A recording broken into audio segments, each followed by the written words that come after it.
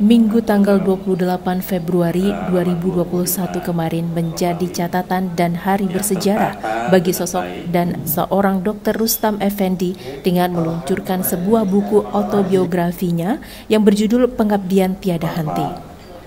Mantan Ketua Ikatan Dokter Indonesia Wilayah Sumatera Utara dalam 2 periode, yakni tahun 2002 sampai 2005 dan 2005 sampai 2008, Dr. Rustam Effendi meluncurkan buku dirinya. Buku tersebut berisi tentang rekam jejak selama pengabdian dirinya di berbagai bidang profesi kedokteran dalam sebuah clipping surat kabar dan mendokumentasikannya menjadi sebuah buku catatan sejarah. Di dalam buku autobiografi tersebut, Dr. Rustam Effendi adalah dokter senior spesialis penyakit dalam dan juga seorang dokter puskesmas teladan. Ketika mengabdi di Secanggang Langka tahun 1980, menuliskan rekam jejaknya sejak menjadi mahasiswa di Fakultas Kedokteran USU. Ia menjadi dokter puskesmas di Secanggang Langkat selama 4 tahun. Dokter spesialis di Rumah Sakit Umum Tanjung Balai dan berbagai rekam jejak lain dirinya.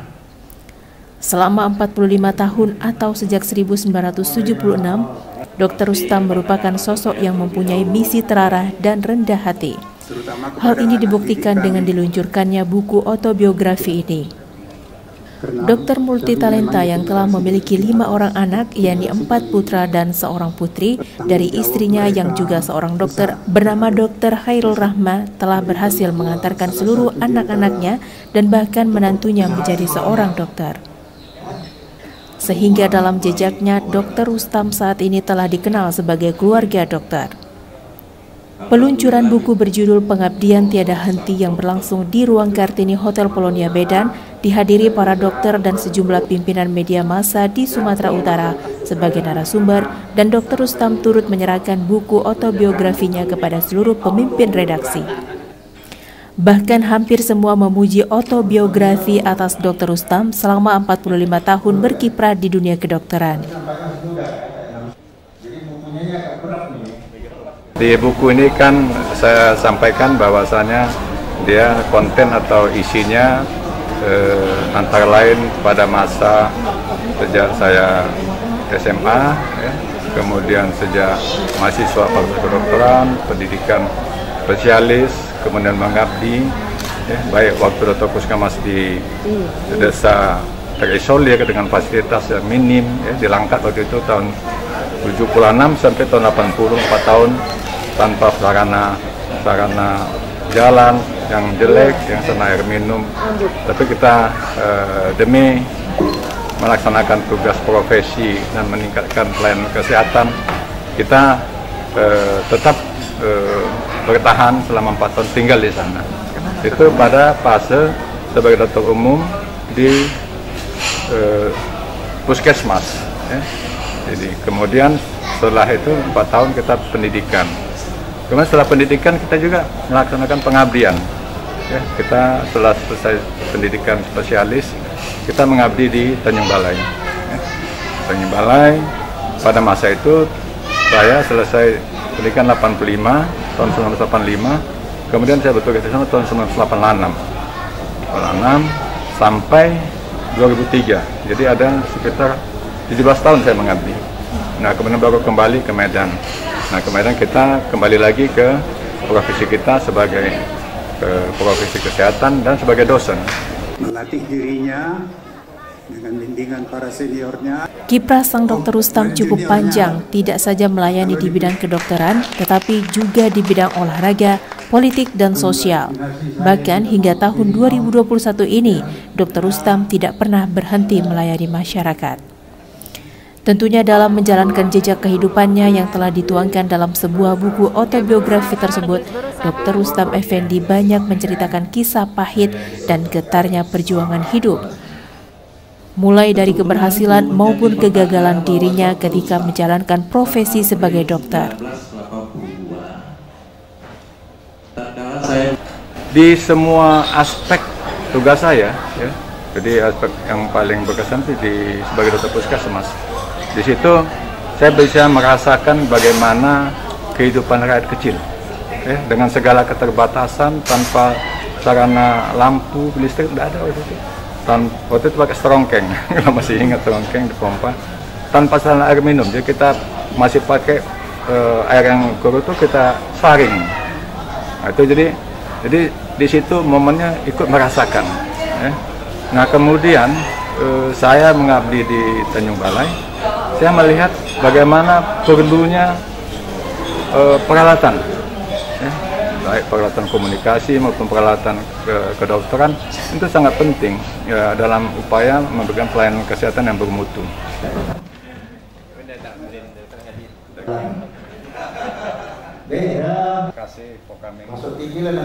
Buku ini bisa dijadikan pelajaran bagi siapapun yang membacanya, terutama bagi dokter-dokter muda. Dari Medan, Zulfahmi, TV One mengabarkan.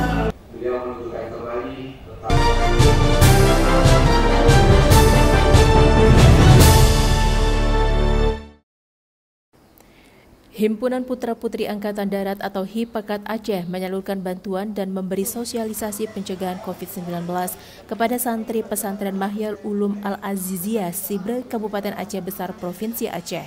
Kegiatan itu dilakukan sebagai bentuk rasa peduli HIPAKAT Aceh tentang bahaya COVID-19 di dunia pendidikan, khususnya di dayah dan pesantren.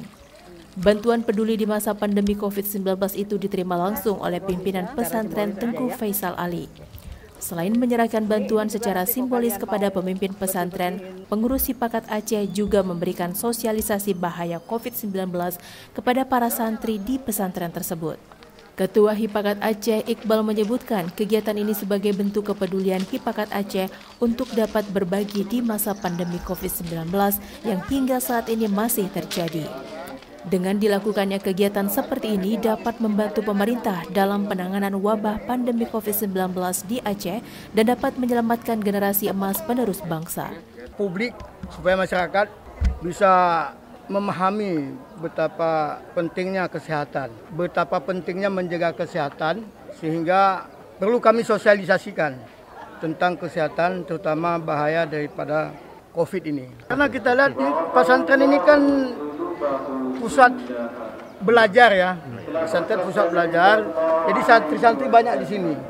Ini santri ini adalah masa depan kita. Itu yang penting. Pesantren Mahyal Ulum Al-Aziziyah saat ini memiliki santri dengan total 672 orang. Sebagian besar santri-santri yang mengemban pendidikan di pesantren tersebut merupakan yatim piatu, mualaf, dan dari kalangan masyarakat kelas menengah ke bawah. Dari Banda Aceh, Provinsi Aceh, Muhammad Fadli, TV One mengabarkan.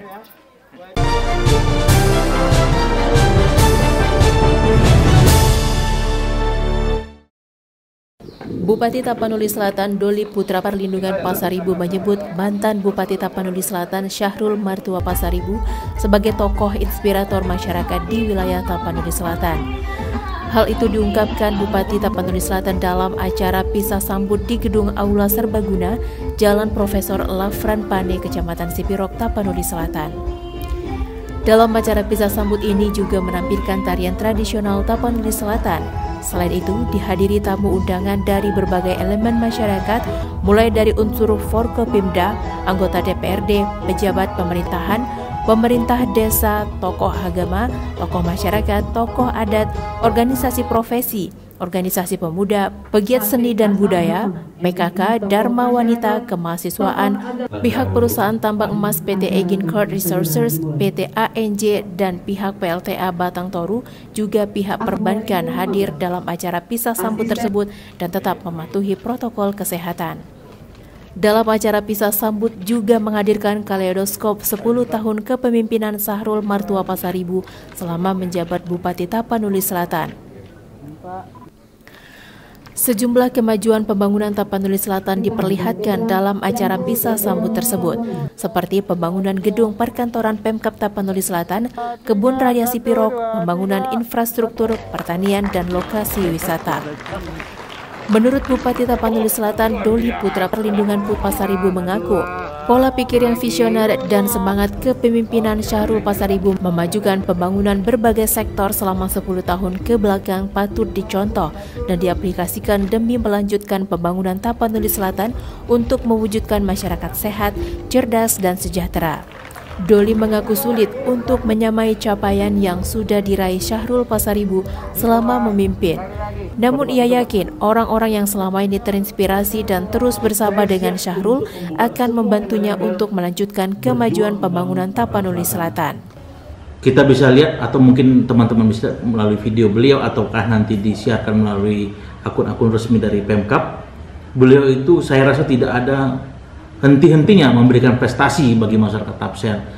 Itulah yang saya ingin tanamkan kepada kawan-kawan yang tanda petik melalui lepas sambut tadi bisa menjadi sebuah harapan baru bahwa mereka pun bisa mewarisin ajaran Pak Syahrul sehingga berbuat yang terbaik untuk Tapsel, berbuat terbaik untuk kantor mereka sebagai wujud dari tugas dan fungsi mereka. Dan yang paling penting adalah masyarakat bisa merasakan bahwa pemerintah Tapanuli Selatan hadir melayani mereka dengan Dari Tapanuli Selatan, Sumatera Utara, Dedi Herianto, TV One mengabarkan.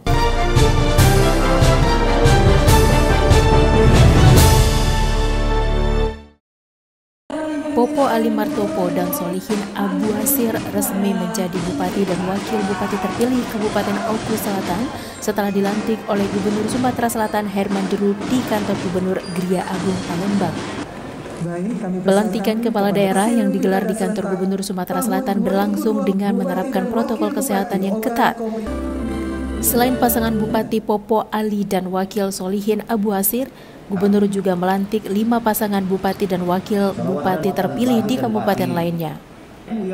Kabupaten Oku Selatan merupakan salah satu wilayah yang memperoleh kemenangan telak atau suara terbanyak di Sumatera Selatan bahkan di Indonesia dengan perolehan suara sebanyak 210.705 suara atau 96,16%. Dalam agenda 100 hari kerja ke depan, Popo Ali mengatakan akan memprioritaskan penanganan penyebaran COVID-19 di Kabupaten Oku Selatan.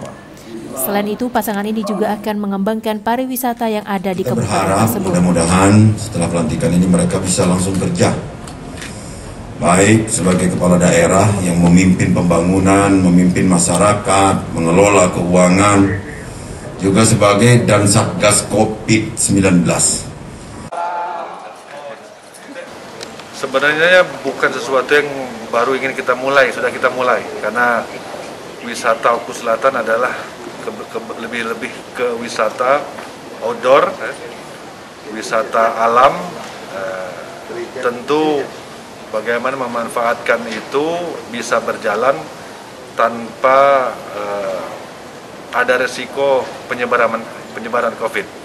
Artinya hal-hal yang menyangkut sport tourism, artinya kan olahraga tapi tetap berwisata. Artinya satu sisi dari Oku Selatan, Sumatera Selatan, Andi Salami, TV One mengabarkan.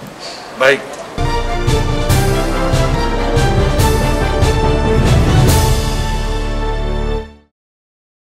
Pengurus Perhimpunan Dokter Umum Indonesia atau PDUI Sumatera Utara resmi dilantik oleh Ketua PDUI Pusat Dr. Abraham Andi di Aula Tengku Rizal Nurdin, Rumah Dinas Gubernur Sumatera Utara, Jalan Sudirman, Medan.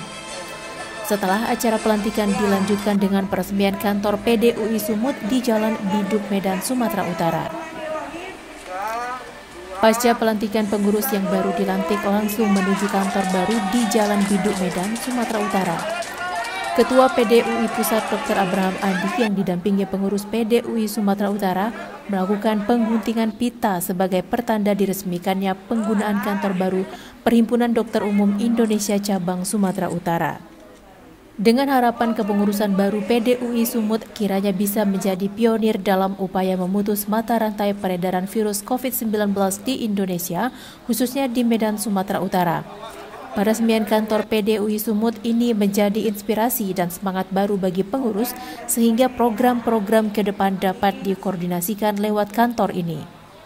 Dalam kesempatan ini, Ketua Umum PDUI Pusat berharap kepada pengurus PDUI Sumut benar-benar menjadi pionir dalam memutus mata rantai penyebaran COVID-19. Peresmian ini juga ditandai dengan pemotongan tumpeng dan membagikan nasi serta bingkisan kepada anak yatim piatu. PDUI Cabang Sumatera Utara ini memberi semangat baru buat teman-teman di regional Sumatera Utara sehingga program-programnya ke depan itu dapat dikoordinasikan langsung melalui kantor ini. Dan tadi pagi ada proses. Selain melakukan peresmian kantor baru, PDUI Sumut juga melakukan aksi sosial dengan menyediakan nasi kotak dan minum serba Rp2.000. Masyarakat yang mengetahui kegiatan ini langsung mendatangi kantor PDUI Sumut di Jalan Bidu untuk membeli beberapa kotak nasi. Dari Medan, tim TV One mengabarkan.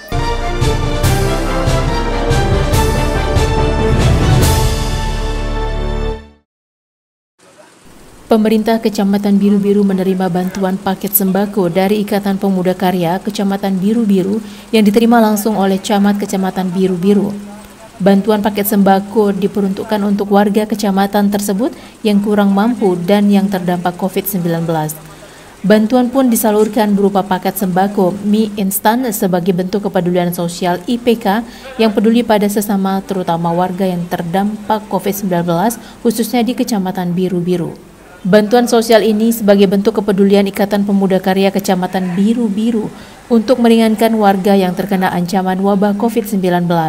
Kepedulian sosial organisasi sesuai salah satu visi misinya, IPK adalah bagaimana berkarya tanpa batas dalam semua aspek kehidupan, baik di bidang organisasi, ekonomi, dan sosial. Terima kasih kepada PAC IPK Kecamatan Biru-Biru atas bantuannya. Di masa pandemik ini memang kita masih berharap bantuan dari segala pihak. Salah satunya hari ini datang dari PAC IPK Kecamatan Biru-Biru. Kita di sini dari PAC IPK Kecamatan Biru-Biru memberikan bantuan, ada 200 paket sembako untuk masyarakat yang dipimpin oleh Bapak Camat dan ada dari pihak kepolisian khususnya Muspika.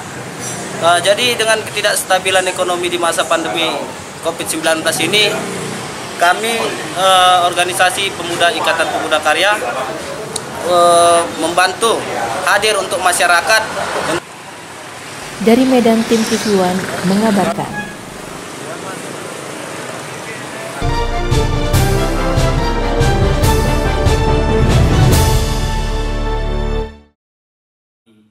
Usai dideklarasikan pada Sabtu 23 Januari 2021 lalu, Perkumpulan Pengusaha Hotel dan Restoran Indonesia atau PPHRI resmi melantik kepengurusan Dewan Pimpinan Pusat Masa Bakti 2021 sampai 2026.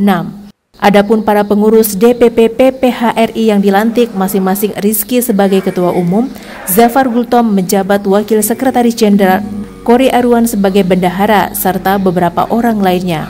Para pengurus ini dilantik langsung oleh Nasrun Husni Lubis selaku Dewan Pembina PPHRI yang juga pernah menjabat sebagai Sekda Kabupaten Serdang Bedagai. Dalam program kerjanya, Rizky yang terpilih sebagai Ketua Umum DPP PPHRI menjelaskan visi dan misinya serta tugas pokok dan fungsi DPP PPHRI ke depan. Kita mau menghidupkan kembali sektor pariwisata, karena dengan hidupnya kembali sektor pariwisata ini otomatis hotel-hotel akan kembali mendapatkan tamu, para wisatawan, dan sekarang ini kita lebih fokus ke wisatawan domestik atau wisdom, karena itulah potensi yang paling besar untuk pada saat ini dikarenakan lockdown yang diterapkan oleh negara-negara lain, sehingga kita tidak bisa mendapatkan wisatawan asing. Meyakinkan dulu member-member dan mendudukkan mereka, mengevaluasi dulu permasalahan yang ada di dalam industri, khususnya hotel dan restoran. Kenapa? Dengan pandemi ini memang sangat banyak masalah-masalah tenaga kerjaan yang seperti dibilang Tung tadi. Ini yang harus kita sikapi. Wadah ini diciptakan untuk mencari solusi. Dari Medan, Bahana Situmorang, Ahmad Syukri, TV One mengabarkan.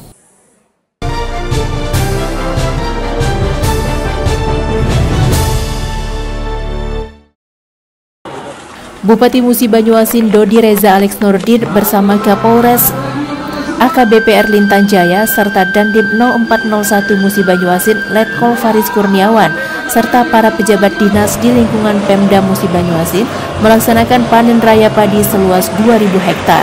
Panen raya ini dilaksanakan di Desa Ngula, Kecamatan Sanga Desa, Musi Banyuasin, Sumatera Selatan. Panen ini merupakan hasil tanaman warga bersama pemerintah kecamatan serta pihak kepolisian Polsek Sanga Desa yang melaksanakan program Kampung Tangguh Covid. Hasil panen padi seluas 2.000 hektar ini diharapkan oleh Bupati Musi Banyuasin Dodi Reza Alex Nurdin untuk bisa mendongkrak perekonomian warga Musi Banyuasin khususnya dan juga bisa membantu perekonomian nasional di masa pandemi. Sekarang itu lahan sawah lebah ini ada sekitar 2.000 hektar di Kecamatan Sanga Desa, dan program kami ke depan adalah semakin banyaknya kampung-kampung tangguh tadi dalam menghadapi ketahanan pangan ditopang oleh sawah-sawah yang nantinya setelah mengalami intensifikasi dari penanaman itu bisa panen minimal sampai 3 kali dalam setahun.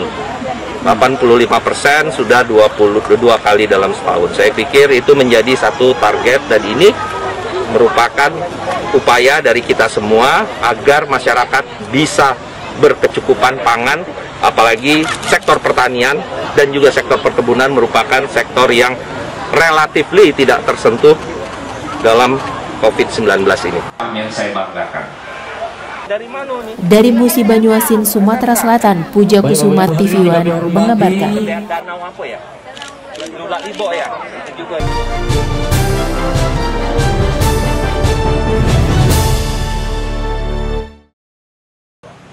Ratusan mahasiswa dan ormas se-Sumatera Selatan menggelar ikhtiar untuk negeri dalam mencegah COVID-19 yang membawa dampak kemiskinan.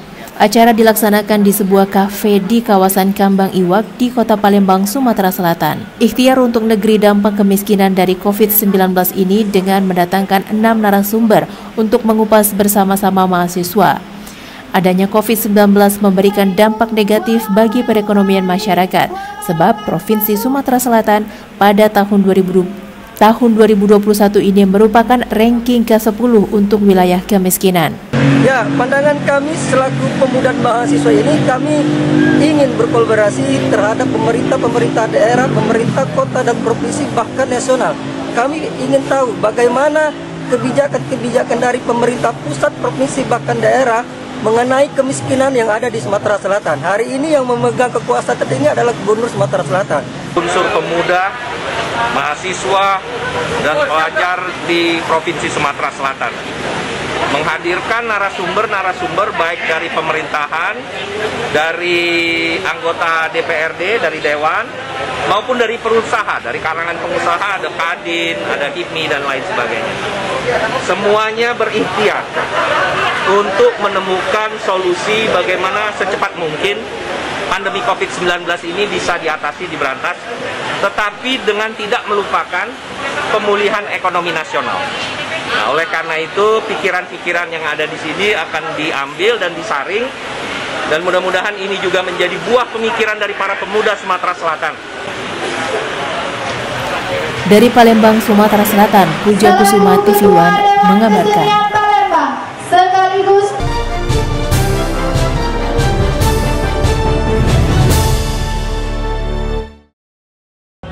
Pemerintah Musi Banyuasin, Sumatera Selatan melalui Dinas Pemberdayaan Masyarakat Desa atau PMD menggelar seminar kepala desa serta badan usaha milik desa atau BUMDes. Seminar sehari ini dilaksanakan di off-room perkantoran Pemda Musi Banyuasin di Jalan Wahid Udin, Kota Sekayu. Dalam acara seminar ini dihadiri oleh Bupati Musi Banyuasin Dodi Reza Alex Nurdin yang juga membuka acara seminar, serta Kepala Dinas PMD Richard Cahyadi, General Manager Harian Sumatera Express, serta perwakilan dari Pupuk Pusri Palembang dan Pertamina. Tujuannya adalah untuk melihat peluang-peluang usaha baru dalam rangka untuk membuat BUMDes kita ini menjadi badan usaha yang memang mempunyai nilai ekonomi yang tinggi untuk pemberdayaan masyarakat, ujungnya pemulihan ekonomi nasional. Dimulai dari level pedesaan. Dan potensi-potensi di Musi Banyuasin ini sangat banyak, tadi saya katakan pada waktu keynote tadi, dan itu bisa diambil peran serta BUMDes supaya mereka bisa lebih memanfaatkan peluang tersebut dengan catatan bahwa tentu harus dibarengi dengan tata kelola yang baik, manajemen keuangan yang baik, dan juga para pengurus yang memang orientasinya adalah untuk kemajuan ekonomi di desa masing-masing. Seminar yang dihadiri oleh 227 kepala desa dan 15 camat serta pengelola BUMDes se-Kabupaten Musi Banyuasin berlangsung sangat meriah dan memenuhi protokol kesehatan. Seminar ini juga digelar setiap 1 tahun sekali guna meningkatkan sumber daya manusia dan menunjang perekonomian masyarakat. Dari Musi Banyuasin, Sumatera Selatan, Puja Kusuma TV One mengabarkan.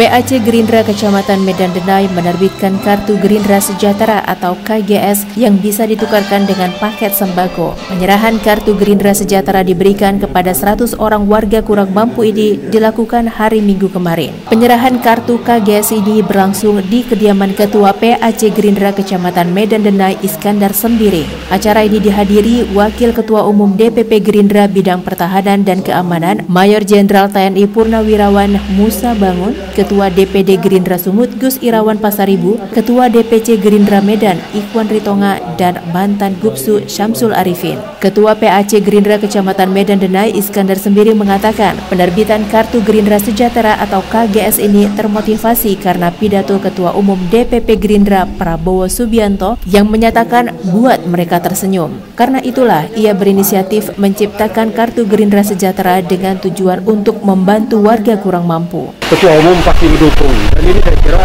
inisiatif atau ide gagasan seperti inilah kita harapkan tumbuh di bawah. Dan ini saya kira sesuatu yang sangat mendasar, karena memang perjuangan Partai Gerindra adalah dalam rangka untuk membangun masyarakat adil dan makmur. Ya, ini termotivasi, terinspirasi daripada apa yang disampaikan Bapak Prabowo pada pidatonya. Buatlah mereka-mereka itu tersenyum. Kalau mereka sudah tersenyum berarti beban mereka itu berkurang. Dan hari ini kami memberikan Kartu Gerindra Sejahtera. Yang akan datang kami akan melaksanakan memberikan kartu revolusi putih Partai Gerindra. Dari Medan, Zulfahmi TV One mengabarkan.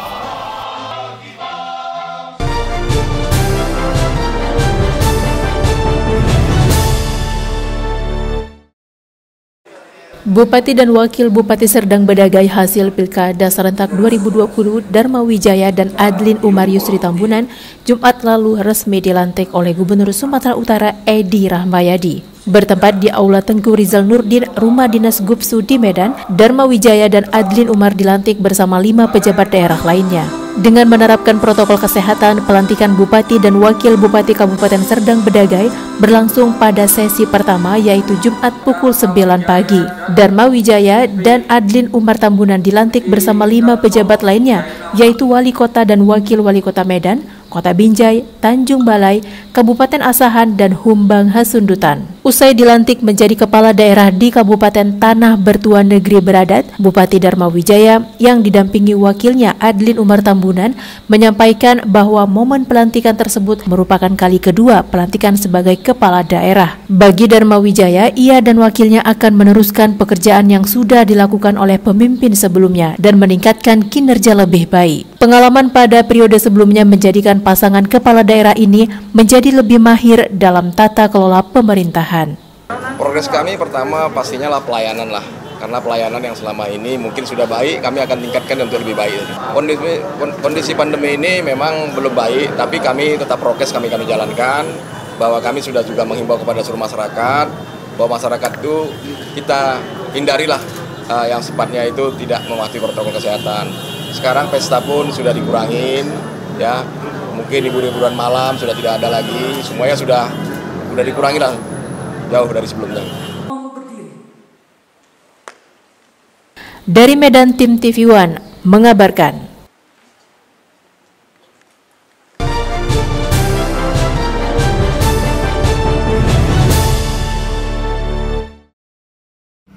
Warga Desa Seitualang, Kecamatan Brandan Barat, Kabupaten Langkat hingga saat ini masih menduduki dan memblokade akses masuk PT Sri Timur. Warga mengklaim bahwa lahan yang dikuasai PT Sri Timur merupakan lahan mereka yang dirampas.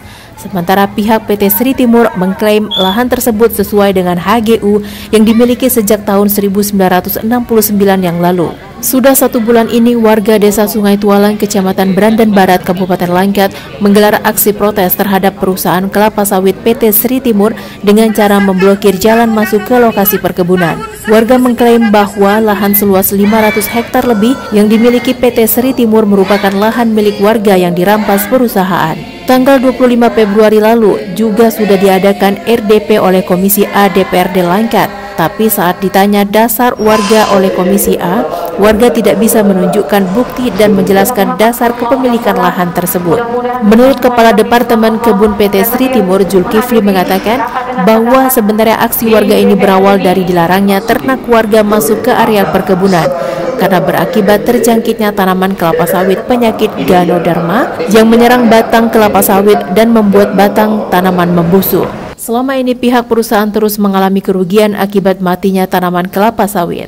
Adalah alas hak untuk berusaha di wilayah usaha PT Sri Timur. Tidak benar kalau masyarakat menyatakan lahan mereka seluas 500 hektar dirampas oleh perusahaan. Karena kehadiran perusahaan sejak tahun 1969 mengusahakan areal 500-an hektar dalam kawasan HGU. Dari Langkat, Sumatera Utara, Taufik Hidayat, TV One mengabarkan.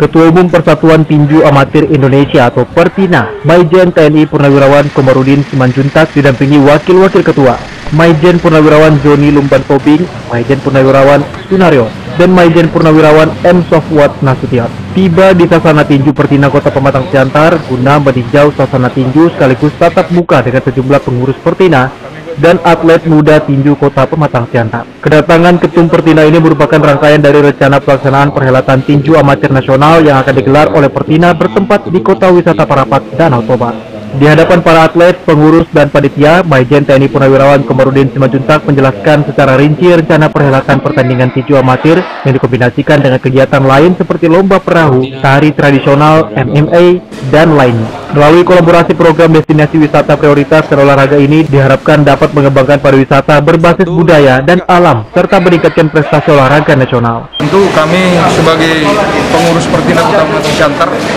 merasa bangga dan senang. Ini merupakan cambuk buat kami bagaimana biar Pertina Pematang Siantar ini bangkit olahraga tinjunya.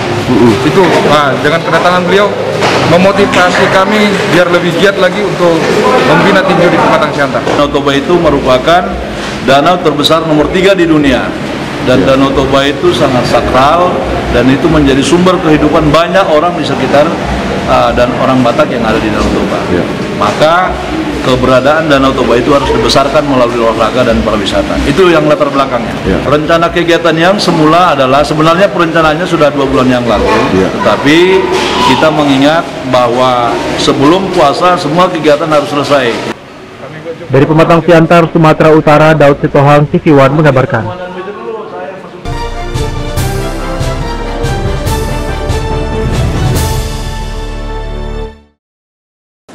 Rapat paripurna serah terima jabatan Bupati definitif digelar di gedung Aula DPRD Kabupaten Oku Selatan. Rapat paripurna tersebut dihadiri Ketua DPRD Oku Selatan Heri Bartajinata beserta anggota DPRD, PLH Bupati Oku Selatan, dan Ramil serta Kapolres Oku Selatan. Dalam pidato pertamanya, Bupati terpilih Pupu Ali Martopo memaparkan prioritas kerja 100 hari ke depan, antara lain penanganan untuk meminimalisir risiko penyebaran COVID-19, agar perekonomian masyarakat kembali meningkat, serta meningkatkan pengembangan pariwisata yang ada di Kabupaten Oku Selatan, serta fokus terhadap bencana alam seperti karhutla dan hidrometeorologi. Menurut Popo, Indeks Pembangunan Manusia atau IPM, Indeks Gini, pertumbuhan ekonomi dan angka kemiskinan akan menjadi perhatian yang serius bagi Kabupaten Oku Selatan ke depannya, agar dapat menjadikan Kabupaten Oku Selatan bersinar. Acara ini berjalan lancar terkait ada edaran dari Gubernur bahwa Bupati sudah dilantik lalu menyampaikan pidato pertamanya di lembaga DPRD Kabupaten Bogor Selatan. Jadi menyampaikan terkait visi dan misi beliau untuk bekerjasama dengan pemerintah daerah dan lembaga legislatif juga untuk menuju Bogor Selatan bersinar, sehat, dan Sumsel maju. Kemarin 26 secara resmi kami sudah dilantik di Gereja Agung Palembang. Nah, tentu 100 hari ke depan yang menjadi fokus kami tetap bagaimana penanganan COVID-19 ini masih bisa kita kendalikan, baik meminimalkan penyebaran, kemudian menjaga situasi dan kondisi tetap berjalan dengan prokes, sehingga kegiatan-kegiatan perekonomian di tengah pandemi ini masih bisa berjalan. Dari Oku Selatan, Sumatera Selatan, Andi Salani, TV One mengabarkan.